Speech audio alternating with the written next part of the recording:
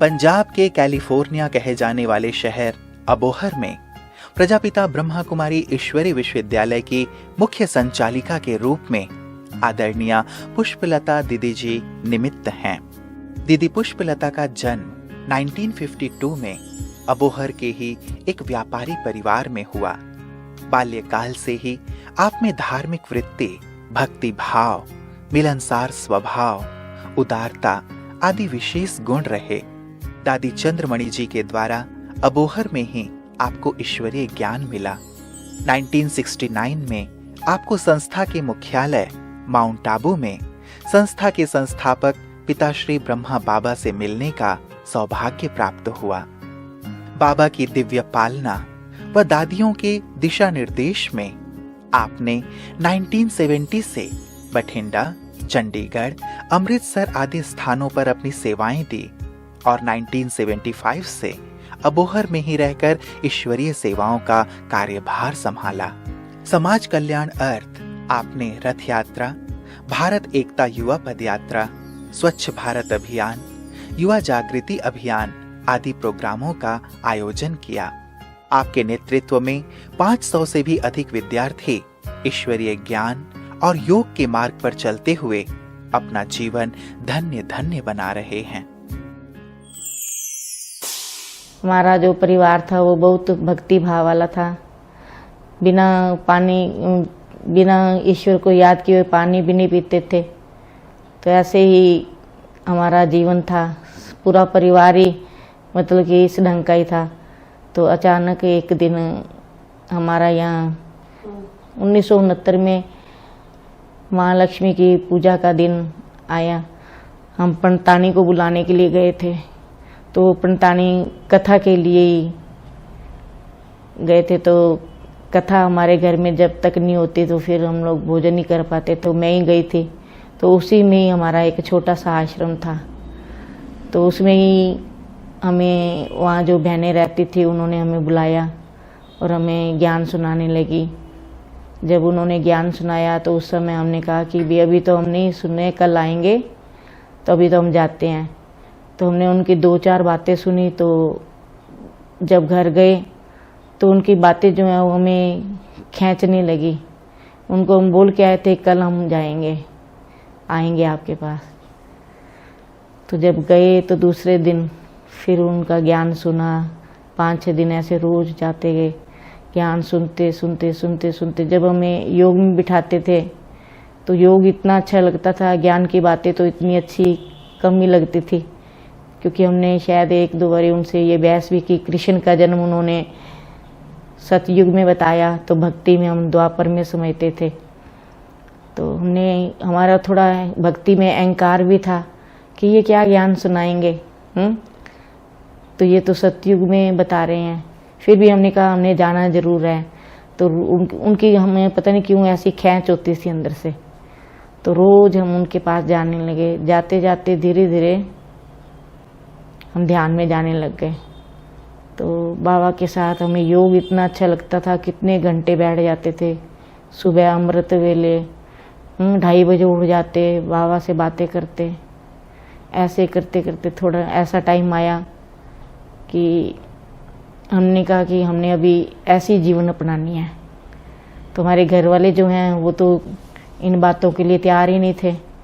तो हमें जो बहनों की प्योरिटी वाली लाइफ थी, हमें वैसे भी दुनिया में हम फैशनेबल जरूर थे, फैशन वगैरह हमारा मन बहुत था। लेकिन जब हमने उनकी सादगी देखी तो सादगी की तरफ हम इतने आकर्षित हुए। तो हमने वो धीरे धीरे वो सारी चीज़ें अपने उतार के घर वालों को दे दी। हम जेवर वगैरह जो पहनते थे उस दुनिया में मतलब बिल्कुल ही जाने का था ही नहीं। तो बस फिर हम आश्रम पर जाते जाते थोड़ा थोड़ा हमारी नींव जो है ना ऐसे मजबूत होने लगी। हमने अपने अंदर में धारण कर लिया। परिवार वालों को तो नहीं बताया। फिर थोड़े दिनों के बाद हमारा बिठंडा में जाना हुआ। बिठंडा में गए, वहाँ एक छोटी बहन थी। कैसे वो वीरवार का दिन था, भोग लगाने के लिए गई, थाल लेके गई। हमारी आंखों में इतने आंसू कि बाबा हम भी ऐसी लाइफ अपना सकते हैं। तो बस बाबा से बातें कर रहे थे, इतने में एकदम इतने आंसू। दीदी ने कहा क्या हो रहा है पुष्प बहन आपको? मैंने कहा पता नहीं दीदी, मैं आपके पास रहना चाहती हूँ। तो दीदी ने कहा कोई बात नहीं, जब भी आप आओ, आपका घर है। तो मैंने कुछ दिनों के बाद उनसे कहा कि मुझे ऐसे ऐसे वहाँ जाना है। तो कहते जाना है तो हमेशा के लिए जाना, घर पे वापस नहीं लौट के आना। मैंने कहा ठीक है। तो हमारे पिताजी रोज़ कहते थे आपने रोज़ जो वहाँ पर जा रही हो वहाँ क्या होता है, तो अगर जाना है तो आप अकेली जाओ, दोनों बहनों को नहीं लेके जाओ। तो हम तो 3 बहनें जाने वाली थी। फिर उन्होंने हमें ताले मार के अंदर बंद करना भी शुरू कर दिया। बाद में हम दिन में एक बार हमारे पिता ने कहा आज मैं शाम को आऊँ तो आप मुझे दिखाई नहीं देने चाहिए। तो हमने कहा ठीक है, छुट्टी तो मिली कैसे भी। हम अपना मतलब कि सामान थोड़ा बहुत लेकर के चले गए बिठंडा में। तो बिठंडा से कुछ टाइम दीदी ने हमें अपने पास रखा। उसके बाद चंडीगढ़ हम गए, वहाँ पर कोई मेला था, बाबा का ये प्रोग्राम बहुत अच्छा था। तो उसमें हमें अचल बहन जी ने साड़ी पहनाई। साड़ी पहनने के बाद हमें और ही मतलब कि अंदर में ऐसे नशे में कि बस मैं तो पता नहीं क्या अपने आप को इतना खुश नसीब, खुशी में, आनंद में, प्रेम में ऐसे झूमूं। और बाबा की यादें तो हमारे पास ऐसी थी कि अभी बता ही नहीं सकते। सारा दिन खोए ही रहते थे बाबा की याद में। तो उसके बाद फिर कुछ टाइम तो अचल बहन जी के साथ रहे। वहाँ उन्होंने ब्राह्मणी आप दीदी की हर टाइम सेवा में ना ध्यान में, मतलब कि इनकी दीदी की सेवा आप नहीं करने में। और उनके नज़दीक क्योंकि मैं शांत रहती थी, वो कहते थे किसी तरह दीदी के नज़दीक आएगी, इनसे बातचीत करेगी, बोलेगी। तो ऐसे करते करते 5-6 महीने वहाँ हुए। फिर उसके बाद मुझे अमृतसर भेज दिया गया। तो अमृतसर में भी वहाँ मतलब सिलाई मुझे वगैरह आती थी, भोजन बनाना वगैरह आता था। तो दीदी मुझे वहाँ ले गए अपने साथ अमृतसर में। तो वहाँ पर कितना टाइम दीदी के पास रही। फिर दीदी को अचानक शारीरिक कष्ट आया, बीमारी। तो दीदी का वहाँ माउंट आबू जाना, वहाँ से बॉम्बे जाना। तो दीदी मुझे अपने साथ ले गए। वहाँ जाते जाते मधुबन में भी कितना टाइम रहने के लिए मिला, दीदियों के साथ भोजन करने के लिए।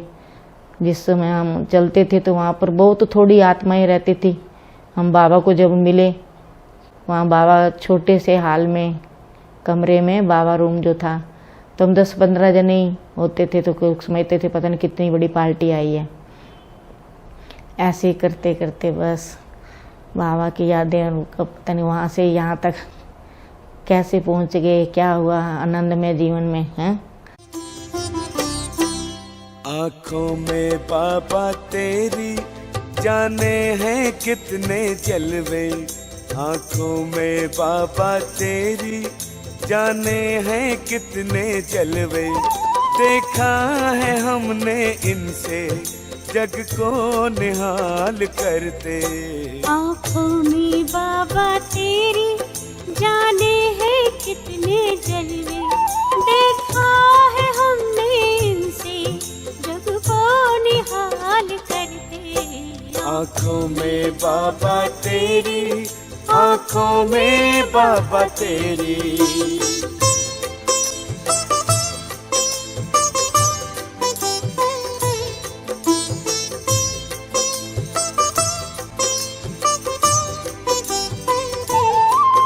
भगवान को भी बाबा आंखें तेरी लुभाई, भगवान को भी बाबा आंखें तेरी लुभाई।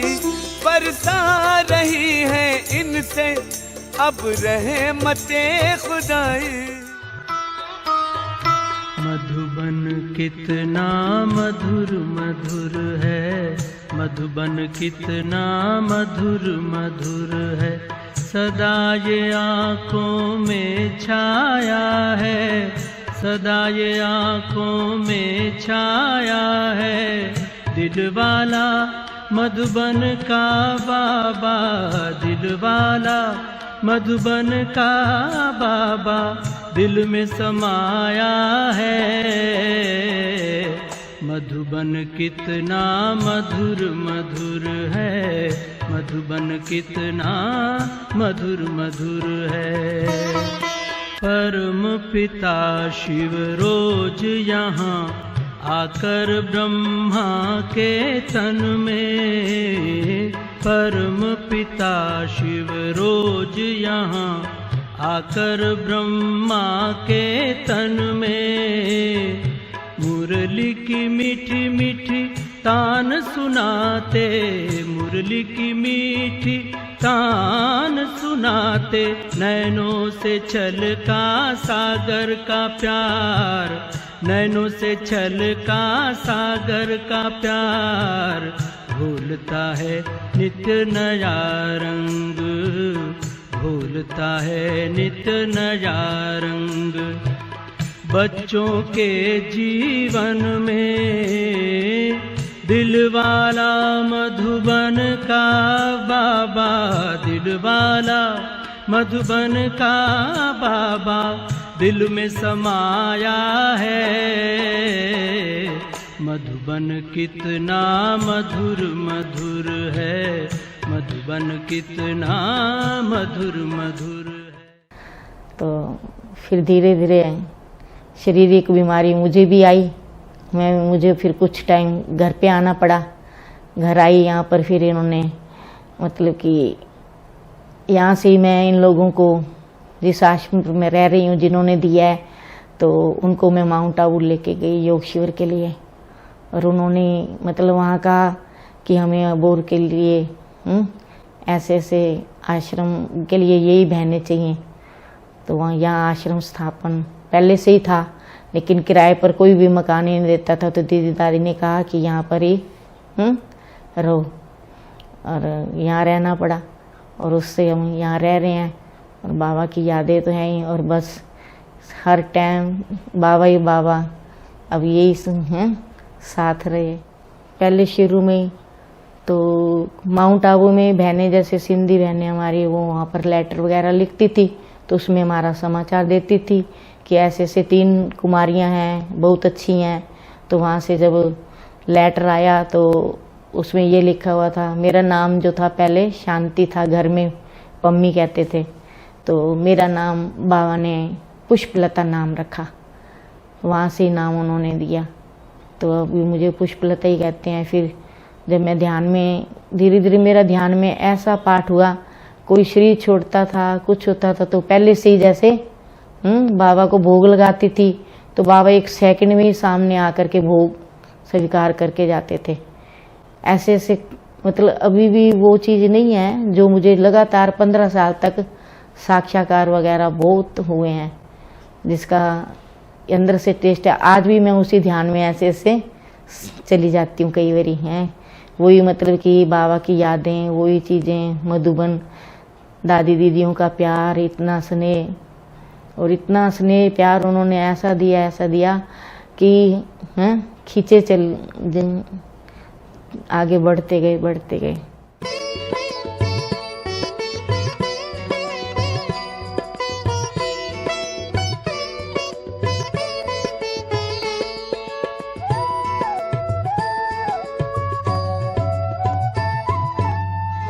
अमर कहानी ब्रह्मा की, अमर कहानी ब्रह्मा की, स्वर्णिम दुनिया लाएगी, स्वर्णिम दुनिया लाएगी।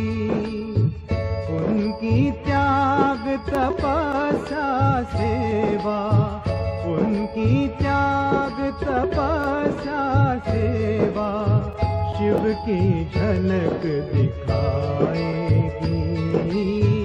अमर कहानी ब्रह्मा की।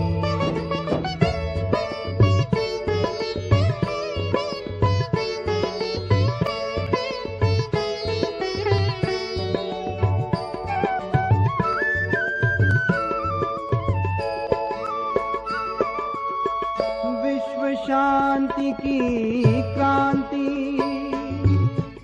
इस धरती पर लाई, बदलेगा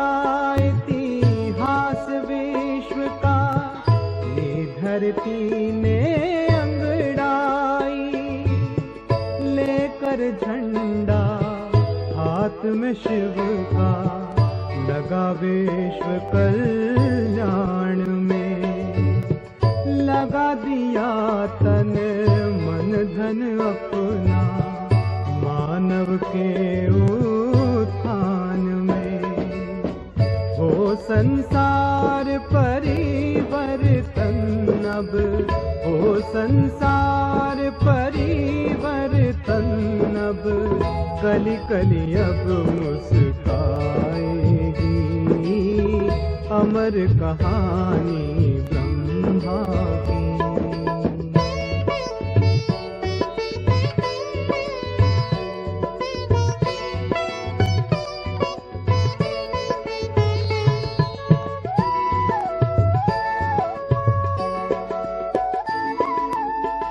शिवसेनानी बाबा ने मानव को नया मोड़ दिया, जाति भेद और धर्मों के बंधन सारे तोड़ दिए। करते जो दूर ईश्वर से, उन राहों को छोड़ दिया। हम हैं एक पिता के बच्चे, प्यारा रिश्ता जोड़ दिया। दी है कुर्बानी जिन्होंने, दी है कुर्बानी जिन्होंने, सबके जुबान पर आएगी अमर कहानी ब्रह्मा की।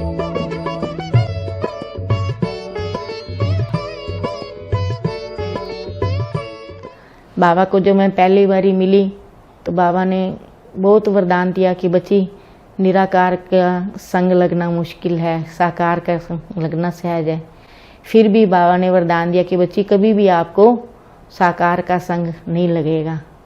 और बच्ची का जब मैं चंदमन दीदी के साथ मिली थी बीमारी में, उस समय बाबा ने ये वरदान दिया कि बच्ची का भविष्य में भी माँ रथियों के साथ विशेष पाठ है। अब भी विशेष पाठ है और भविष्य में भी विशेष पाठ है। क्यों दीदी की बीमारी के कारण मैं रोज बाबा से मिलती थी। एक दिन छोड़ के बाबा आते थे तो कभी कोई फल देते, कभी कोई फल देते, तो मैं उन बस खुशी में झूमती रहती।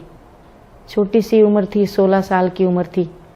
दादी दादी गाए दिल, दादी दादी गाए दिल, ये हमारा कोई नहीं तुम सा प्यारा, कोई नहीं तुम सा प्यारा।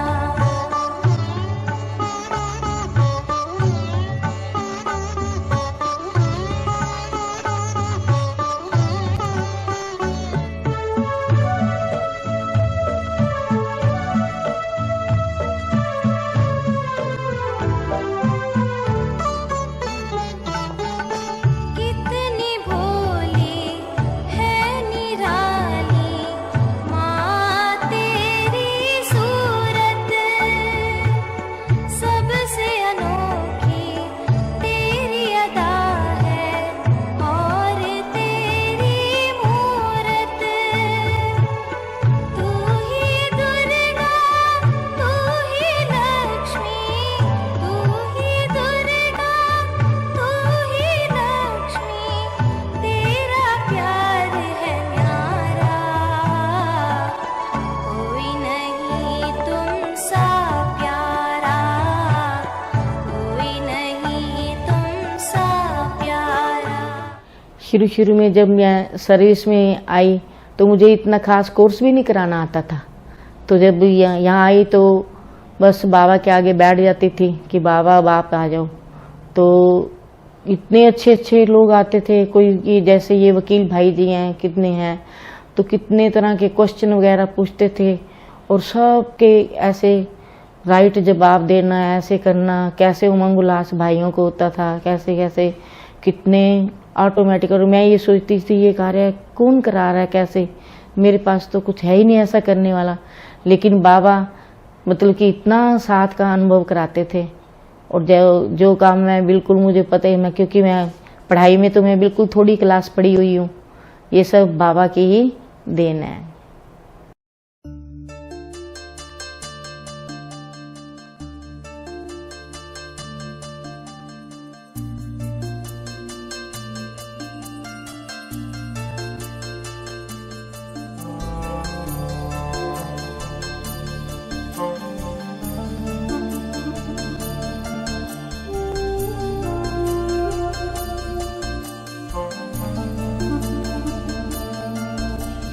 झलक तुम्हारी ओ प्यारे भगवन,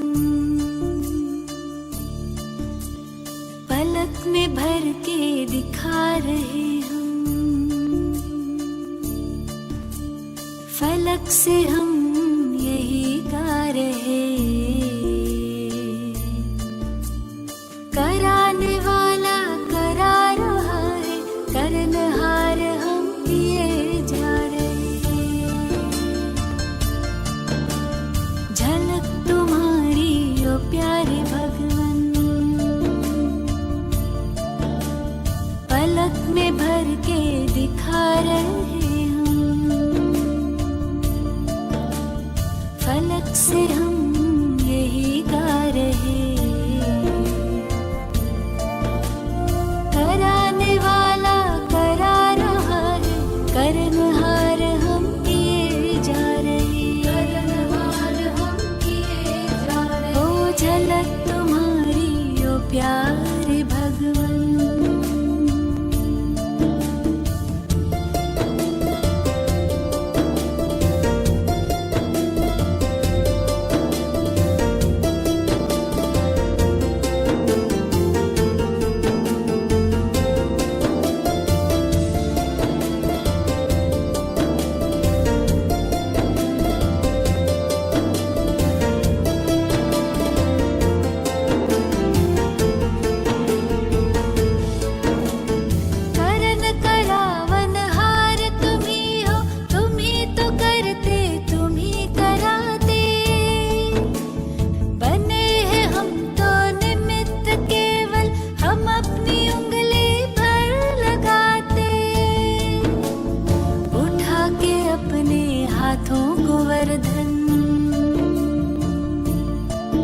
एक तो जब से हम शुरू से अब तक आए हैं, परीक्षाएं तो बाबा कहते आएंगी और आगे बढ़ाने के लिए आती हैं, और ये उसमें हमारा कल्याण भी है।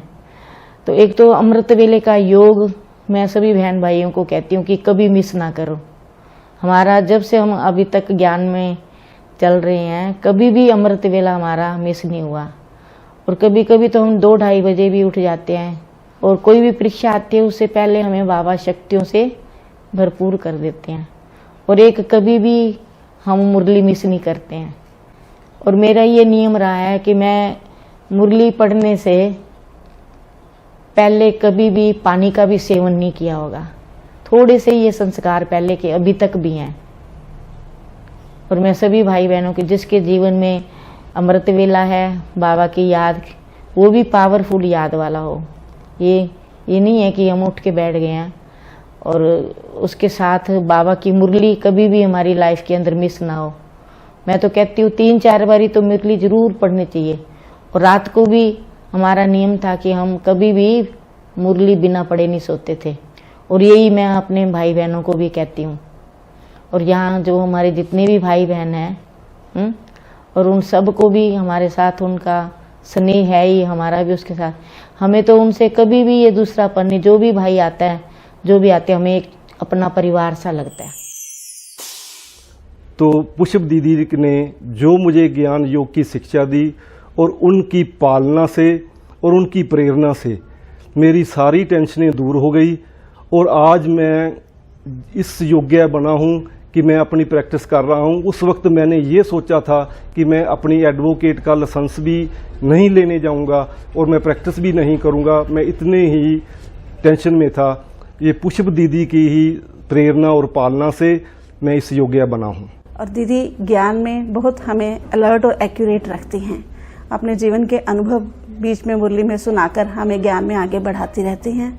हम बच्चों के टाइम का और रूटीन का ज़्यादा अपने से भी ज़्यादा अहमियत उसे देती हैं।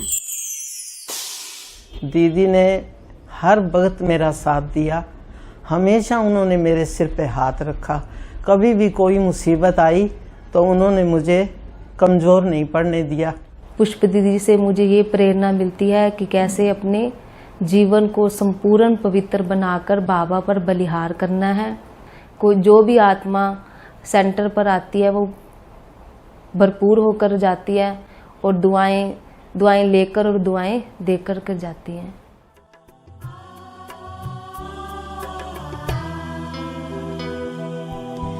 बड़ा सुख मिलता है बाबा तेरी यादों में, बड़ा सुख मिलता है बाबा तेरी यादों में। दिल खो जाता है मन मेरा गाता है, दिल खो जाता है मन मेरा गाता है तेरी मीठी बातों में। बड़ा सुख मिलता है बाबा तेरी यादों में, बाबा तेरी यादों में। आंखें बंद कर लो तो तुम नजर आते हो, आंखें बंद कर लो तो तुम नजर आते हो। पल में आकर हमको बाबा, पल में आकर हमको बाबा पास ले जाते हो।